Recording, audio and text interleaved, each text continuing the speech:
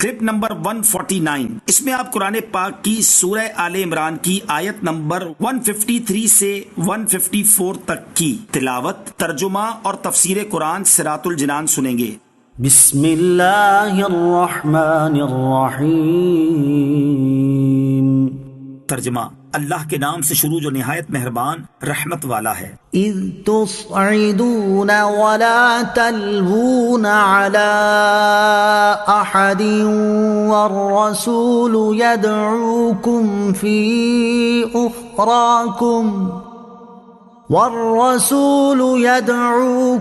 في أخراكم فأثابكم غما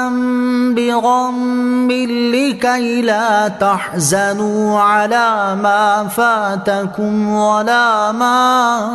أصابكم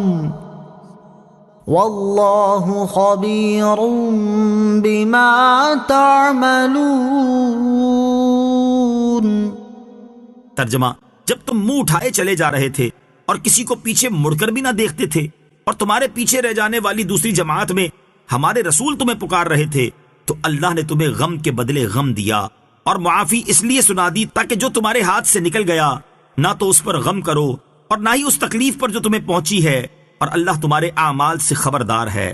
فَأَثَابَكُمْ غَمًّا بِغَمٍّ، تو اللہ نے تمہیں غم کے بدلے غم دیا۔ جنگ احد میں جب کفار پیچھے سے آ پڑے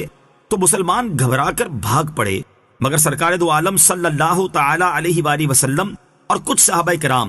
رضی اللہ تعالی عنہم اپنی جگہ سے نہ ہٹے اور ثابت قدم رہے۔ ثابت قدم رہنے والی جماعت سے دوسری جماعت کو آوازیں دی جا رہی تھیں کہ اللہ عز و جل کے بندوں ادھر آؤ، مگر گھبراہٹ اور شور میں یہ لوگ نہ سن سکے۔ اس آیت میں اسی کا ذکر ہے اور اسی کے حوالے سے فرمایا جا رہا ہے کہ اے مسلمانوں، یاد کرو جب تم افراتفری میں منہ اٹھائے چلے جا رہے تھے اور کسی کو پیچھے مڑ کر بھی نہ دیکھتے تھے اور تمہارے پیچھے ثابت قدم رہ جانے والی دوسری جماعت میں ہمارے رسول تمہیں پکار رہے تھے لیکن تم سن ہی نہ رہے تھے، تو اللہ عز و جل نے تمہیں غم دیا اس لیے کہ تم نے اس کے حبیب علیہ الصلوۃ والسلام کی بات نہ مان کر انہیں غم پہنچایا تھا، لیکن اس کے ساتھ ساتھ تمہیں معافی کی بشارت بھی سنا دی تاکہ راہ خدا میں اخلاص کے ساتھ کوشش کرنے کے باوجود جو مال غنیمت تمہارے ہاتھ سے نکل گیا تم اس پر غم نہ کرو، اور چونکہ تمہارے بہت سے ساتھی اس جنگ میں شہید ہوئے اور تمہیں بھی بہت سے زخم آئے تو اللہ تعالیٰ کے معافی کا اعلان کر دینے کی وجہ سے تمہارے دلوں پر مرہم ہو جائے۔ اس آیت مبارکہ سے معلوم ہوا کہ اللہ تعالیٰ کو حضور پرنور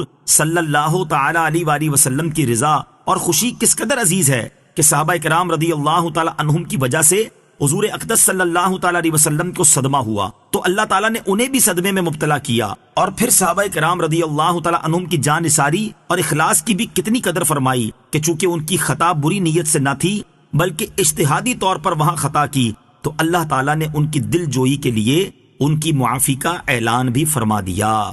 ثم انزل عليكم من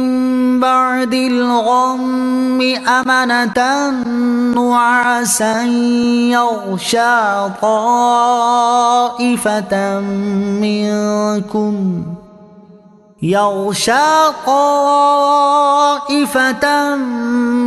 منكم وطائفة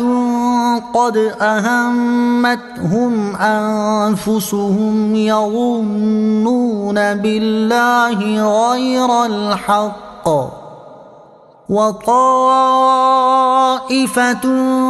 قد أهمتهم أنفسهم يظنون بالله غير الحق ظن الجاهلية يقولون هل لنا من الأمر من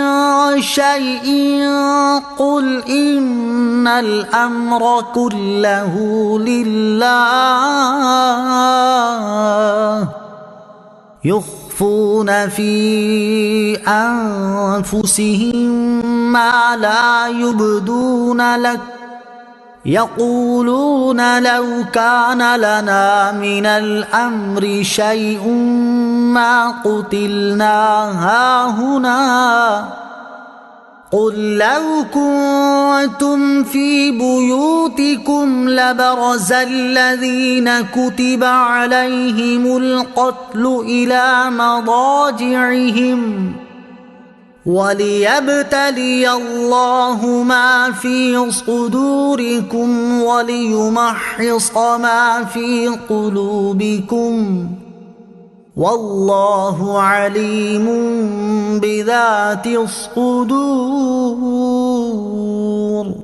ترجمہ: پھر اس نے تم پر غم کے بعد چین کی نیند اتاری جو تم میں سے ایک گروہ پر چھا گئی، اور ایک گروہ وہ تھا جسے اپنی جان کی فکر پڑی ہوئی تھی۔ وہ اللہ پر ناحق گمان کرتے تھے، جاہلیت کے سے گمان۔ وہ کہہ رہے تھے کہ کیا اس معاملے میں کچھ ہمارا بھی اختیار ہے؟ تم فرما دو کہ اختیار تو سارا اللہ ہی کا ہے۔ یہ اپنے دلوں میں وہ باتیں چھپا کر رکھتے ہیں جو آپ پر ظاہر نہیں کرتے۔ کہتے ہیں اگر ہمیں بھی اس معاملے میں کچھ اختیار ہوتا تو ہم یہاں نہ مارے جاتے۔